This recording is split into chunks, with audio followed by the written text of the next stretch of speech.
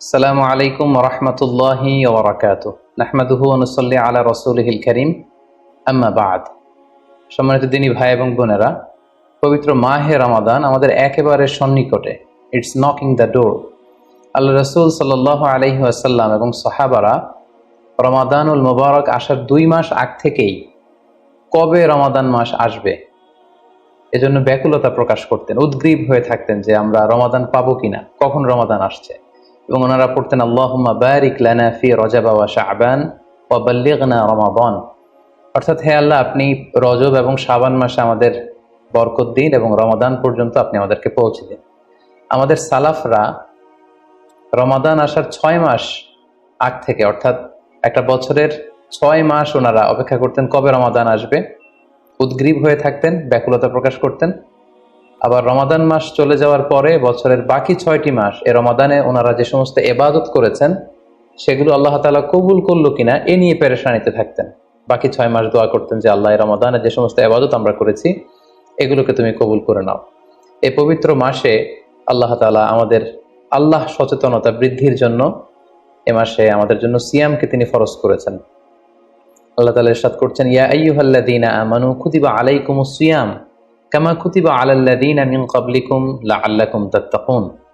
অর্থাৎ ওহে বিশ্বাসীরা, সিয়ামকে রমাদান মাসে তোমাদের জন্য অবধারিত করা হয়েছে যেমনি ভাবে তোমাদের পূর্ববর্তীদের উপরও এই সিয়ামকে অবধারিত করা হয়েছিল, যাতে করে তোমরা আল্লাহ সচেতন হতে পারো।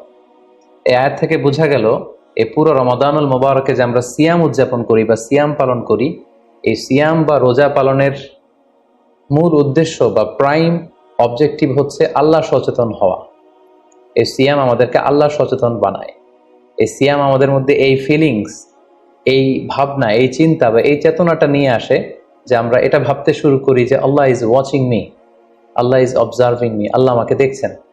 এই চিন্তাটাকে, এই সেন্সটাকে, এই ফিলিংটাকে ডেভেলপ করার জন্যই আল্লাহ তাআলা এই মাসে সিয়ামকে আমাদের উপর ফার্জ করেছেন। এবং সেটাই আল্লাহ এই আয়াতের শেষাংশে বলছেন, লাআল্লাকুম তাত্তাকুন, যাতে করে তোমরা আল্লাহ সচেতন হতে পারো, যাতে করে তোমরা গড কনশাস হতে পারো। আমরা যখন সিয়াম পালন করি আমরা তখন ক্ষুধার্ত, আমরা তৃষ্ণার্ত, ঘরের ভেতরে আমরা চাইলে কেউ নেই, কেউ আমাকে দেখছে না, আমি চাইলেই খেয়ে ফেলতে পারি, আমি চাইলেই কিন্তু পান করে আমার তৃষ্ণা মেটাতে পারি, কিন্তু আমি খাচ্ছিও না, পানও করছি না, কারণ আমি এটা ফিল করি যে কেউ দেখে না কিন্তু আল্লাহ দেখে। পৃথিবীর কেউ আমাকে দেখছে না, দরজা বন্ধ করে, জানালা বন্ধ করে, ফ্রিজ থেকে ঠান্ডা পানি বের করে, শরবত বের করে আমি কিন্তু ঘরের ভেতরে যখন একা একা থাকি আমি খেয়ে আমার তৃষ্ণা নিবারণ করতে পারি। কিন্তু এটা আমরা কেউই করি না, কারণ আমরা ফিল করি যে পৃথিবীর কেউ যদি নাও দেখে, আল্লাহ সুবহানাহু ওয়া তাআলার চোখে কিন্তু আমরা ফাঁকি দিতে পারছি না। হি ইজ ওয়াচিং মি, তিনি আমাদেরকে দেখছেন। তাহলে সম্মানিত দিনী ভাই এবং বোনেরা, এই সিয়াম আমাদের মধ্যে আল্লাহ কনশাসনেস, আল্লাহ সচেতনতা এটা ডেভেলপ করে। পাশাপাশি সিয়ামের মাধ্যমে আমরা আমাদের প্রবৃত্তির উপর নিয়ন্ত্রণ অর্জন করি। গোটা বছর প্রবৃত্তি আমাদেরকে নিয়ন্ত্রণ করে, সারা বছর প্রবৃত্তি আমাদের উপর জিতে, আর আমরা এই রমাদান মাসে প্রবৃত্তির উপর জয়লাভ করি। যেমন পুরো বছর ব্যাপী আমার যখন ক্ষুধা লাগে আমি খাই, তৃষ্ণার্ত হলে পানি পান করি, আমার কামনা জাগলে সেই কামনা আমি পূরণ করি। কিন্তু রমাদানে ক্ষুধা লাগলে কিন্তু আমরা খাই না। তৃষ্ণায় গলা ফেটে যাচ্ছে, তৃষ্ণায় গলা কাঠ হয়ে যাচ্ছে, কিন্তু এক ফোঁটা পানি আমি পান করছি না। সিয়াম পালন করা অবস্থায় দিনের বেলা আমরা যারা বিবাহিত, আমাদের স্ত্রীদের সাথে অন্তরঙ্গ মুহূর্ত আমরা কাটাচ্ছি না। তার মানে আমার যেটা মন চাচ্ছে, আমার যেটা ডিজায়ার, আমার যেটা ডিমান্ড, সেটা আমি ফুলফিল করছি না, অর্থাৎ আমার প্রবৃত্তিকে আমি নিয়ন্ত্রণ করি। তাহলে সিয়াম পালনের মাধ্যমে প্রবৃত্তিকে কিভাবে কন্ট্রোল করা যায়, প্রবৃত্তিকে কি করে নিয়ন্ত্রণ করা যায়, এটা আমরা শিখি। সারা বছর প্রবৃত্তি আমাদের উপর জয়লাভ করে, আর এই সিয়ামের মধ্যে দিয়ে কেমন যেন রমাদানে আমরা প্রবৃত্তির উপর জয়লাভ করি, আমাদের কাছে প্রবৃত্তি হেরে যায়, জিতে যায় আমাদের আল্লাহ তাআলার প্রতি আস্থা এবং ভালোবাসা।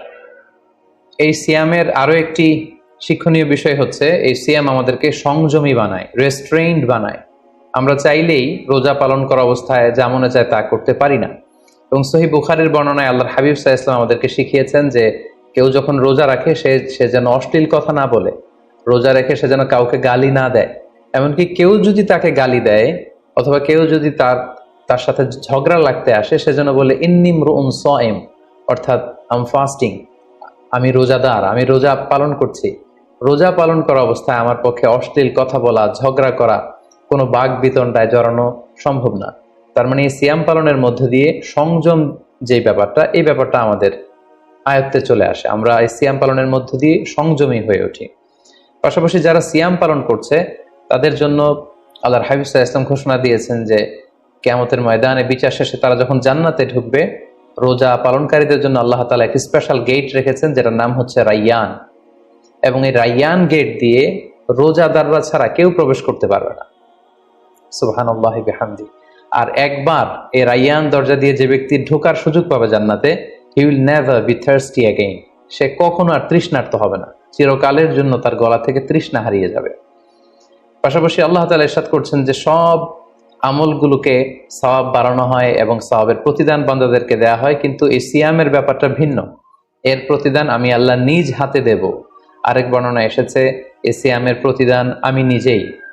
আমরা যদি একটু খেয়াল করে দেখি যে রমাদানুল মুবারাকে আমরা যত নেক আমল করছি বা সৎকর্ম করছি, এগুলোর সওয়াবগুলোকে কিন্তু জ্যামিতিক হারে বাড়ানো হয়।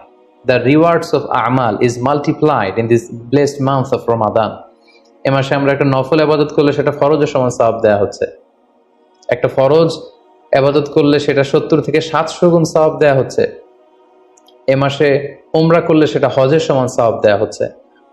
অর্থাৎ অন্যান্য মাসে আমরা যদি নেক আমল করি তাহলে সেটার সওয়াবকে বাড়ানো হয় গাণিতিক হারে, কিন্তু এই রমাদানুল মুবারাকে কোনো নেক আমল করলে এর সওয়াবকে বাড়ানো হয় জ্যামিতিক হারে। এটাকে মান্থ অফ স্পেশাল অফার বলা হয়, বিশেষ অফারের মাস। আল্লাহ তাআলা চেয়েছেন যে বিশেষ অফার দিয়ে আমাদেরকে ইবাদতের প্রতি আগ্রহী করে তোলে, আকৃষ্ট করে তোলে। তিনি যেন আমাদের গুনাহগুলোকে ক্ষমা করে দিয়ে আমাদেরকে পাপ মুক্ত বান্দা হিসেবে স্বীকৃতি দিতে পারেন, তার একটা কেমন যেন আয়োজন তিনি করে থাকেন আমাদের জন্য পবিত্র মাহে রমাদানে। এবং এই রমাদানুল মুবারকের প্রতিটি রাতে আল্লাহ তাআলার পক্ষ থেকে একজন বিশেষ আহ্বানকারী ফেরেশতা তারা ডাকতে থাকে আর বলতে থাকে, ইয়া বাগিয়াল খায়রি আকবিল, হে কল্যাণের অভিযাত্রী, হে কল্যাণের পথের যাত্রী, আকবিল, প্রসিড, গো অন, আরো সামনে যাও, আরো নেক কাজ করো, আরো ভালো কাজ করো। ইয়া বাগিয়াশ শাররি আকসির, হে পাপের পথের যাত্রী, আকসির, স্টপ, থেমে যাও, অনেক হয়েছে, আর না, আর অন্যায়ের দিকে ধাবিত হয়েও না।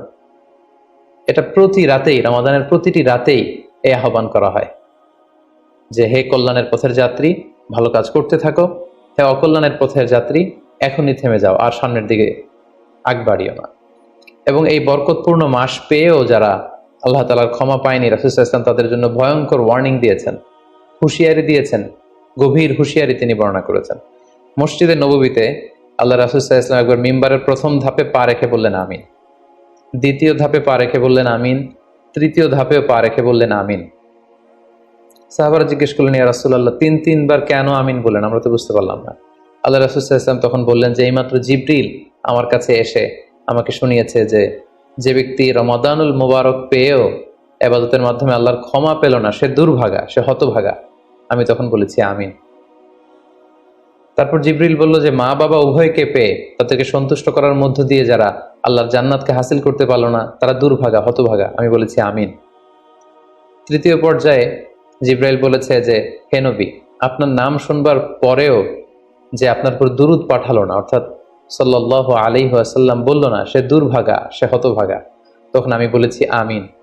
সম্মানিত শুধু এই হাদিস থেকে আমরা বুঝতে পারি যে যারা রমাদান পেয়ে আল্লাহর প্রিয় ভাজন বান্দা হতে পারলো না, আল্লাহর কাছ থেকে ক্ষমার ঘোষণা পেল না, তাদের যে দুর্ভাগা এবং হতভাগা আর কেউ হতে পারে না।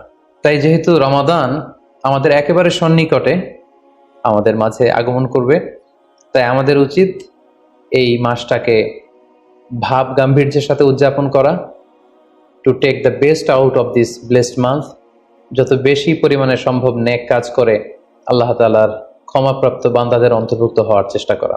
আমরা যদি এই মাসকে উদযাপনের জন্য এখন থেকে একটা প্ল্যান করি বা প্রোগ্রাম করি এবং সেটার আলোকে যদি পুরো মাসটি আমরা পরিচালনা করবার চেষ্টা করি, তাহলে আশা করি খুবই ফ্রুটফুল ওয়েতে এই যে অফার দেওয়া হয়েছে, স্পেশাল অফার, এই অফারগুলোকে আমরা কাজে লাগাতে পারবো এবং বেশি বেশি ইবাদত করে আল্লাহ তাআলার প্রিয় ভাজনদের অন্তর্ভুক্ত হতে পারবো। এই পৃথিবীতে আমরা যখন কোনো বিজনেস রান করি, নিশ্চয়ই তার আগে একটা প্ল্যান করি, একটা প্ল্যান সাজাই। বড় কোনো প্রজেক্ট যখন আমরা হাতে নেই, আমরা একটা প্রজেক্ট প্ল্যান দাঁড় করাই এবং সেটার আলোকে আমরা সেই প্রজেক্টটাকে রান করবার চেষ্টা করি। আমরা যদি এখন থেকেই একটি প্ল্যান করি বা একটি পরিকল্পনা সাজাই, হতে পারে এটা লিখিত পরিকল্পনা কিংবা অ্যাটলিস্ট নিজের সাথে নিজের বোঝাপড়া যে আমি এই কাজগুলো রমাদানে করতে চাই, এগুলো করতে চাই না, ডুজ এন্ড ডোন্টস গুলোকে আমি মেনে চলতে চাই, যেগুলো করা উচিত এগুলো আমি বেশি বেশি করব, যেগুলো থেকে দূরে থাকা উচিত এগুলোর ব্যাপারে আমি সাবধান থাকবো। অ্যাটলিস্ট মনের সাথে মনে একটা বোঝাপড়া অথবা কাগজে লিখে আমাদের একটি পরিকল্পনা করা উচিত।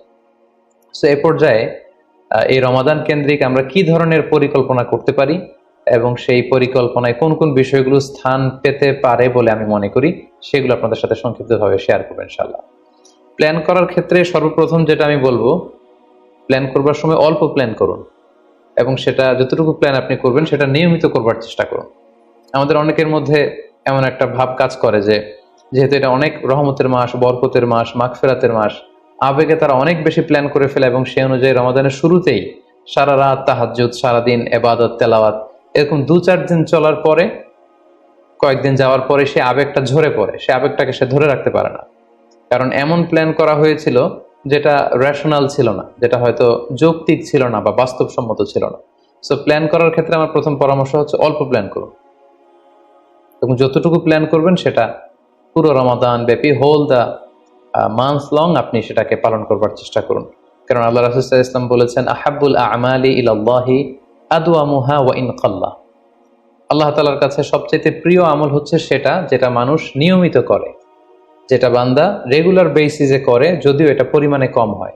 সো আপনি পরিমাণে যদি কমও করেন, সেটা যদি পুরো রমাদান মাস ব্যাপী একই ধারাবাহিকতায় আপনি ইবাদত করেন, তেলাওয়াত করেন, তাহাজ্জুদ পড়েন, জিকির আজকার করেন, সাদাকা করেন, দান করেন, এটার যদি একটা ধারাবাহিকতা থাকে, সেই ইবাদতটা আল্লাহ তাআলার কাছে বেশি প্রিয়।